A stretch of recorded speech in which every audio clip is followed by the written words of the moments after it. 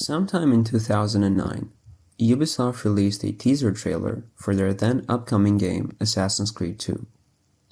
The teaser is seemingly 49 seconds long, and yet, to me, those 49 seconds, give or take, managed to convey the very essence of Assassin's Creed. Or at least, a good portion of it.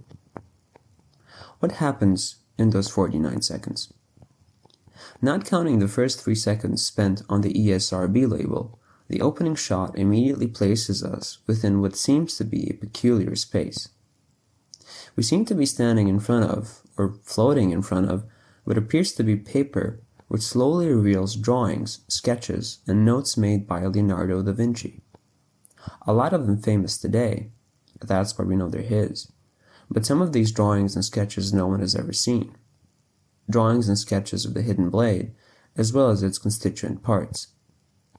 Some of the famous drawings and sketches featuring people are modified, this time including the Hidden Blade strapped to their figures' wrists, almost as if they're different versions to those we have access to.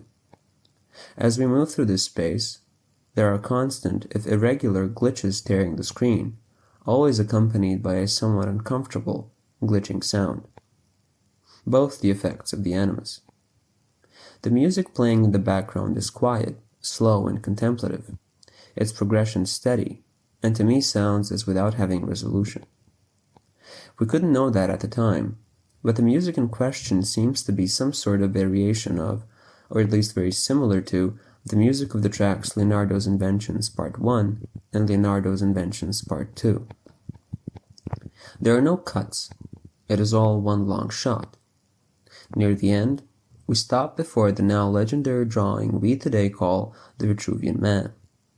The space in the circle which that drawing occupies, the drawing itself, then transforms into the symbol of the Assassin Order. The ink fades. The last 3 seconds of the video dedicated to a black screen with a web address leading to the official Assassin's Creed website is also, for the moment, less important.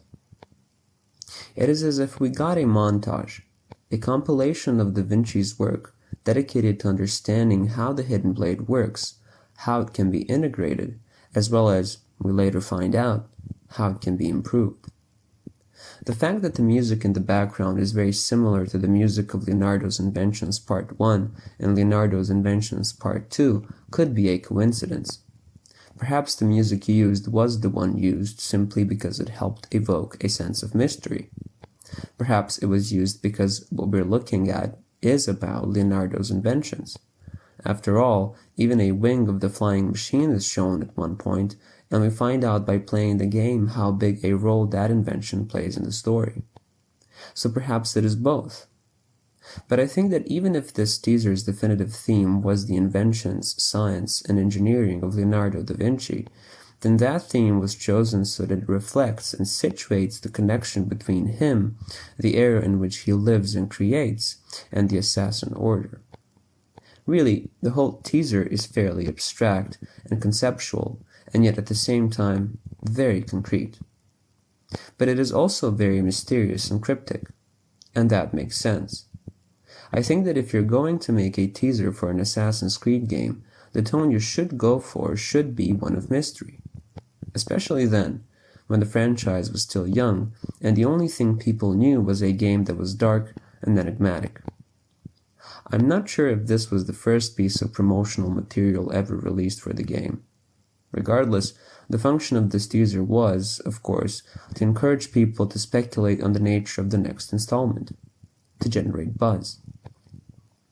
I must say that whoever the people working on this teaser were, they were extremely creative and had an excellent understanding of the fiction and an excellent sense for the fantasy of the franchise.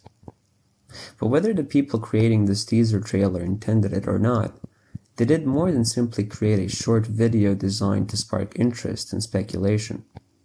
In a way, they created a snapshot of the franchise's soul, or at least a major part of it.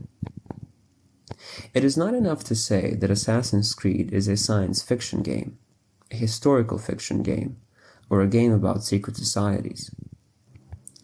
The beauty of the idea behind Assassin's Creed is that it is a blend of all these elements.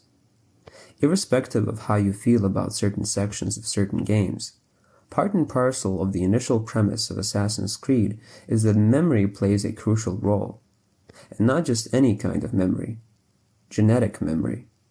What's more, a technology exists that allows us to access this genetic memory and view historical events as they truly transpired, to see history as it truly was.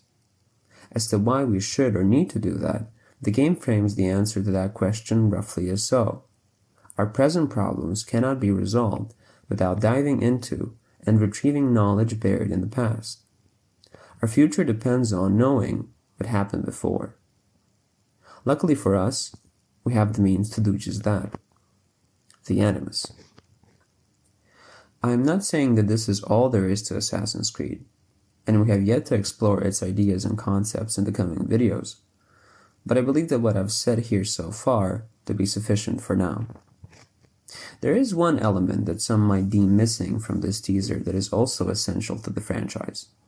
And anyone who's played a single Assassin's Creed game knows that one of its central themes, and I even see how someone might defend the idea that this is the central theme of the games, is the struggle between those who fight for the freedom of humanity and those who fight to control it. The age-old struggle between the game's assassins and Templars.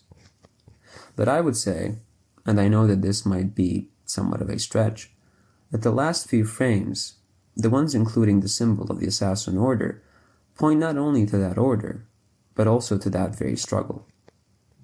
Because of all this, to my mind, this teaser trailer perfectly conveys what the fiction behind Assassin's Creed is, and hints beautifully at its fantasy. And that is another thing I would like to explore in these videos. Its fantasy. And because of that, its aesthetics.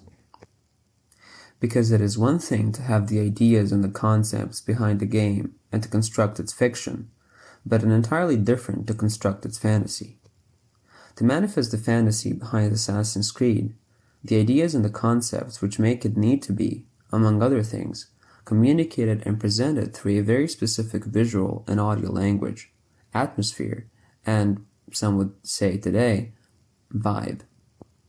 That is done through aesthetics.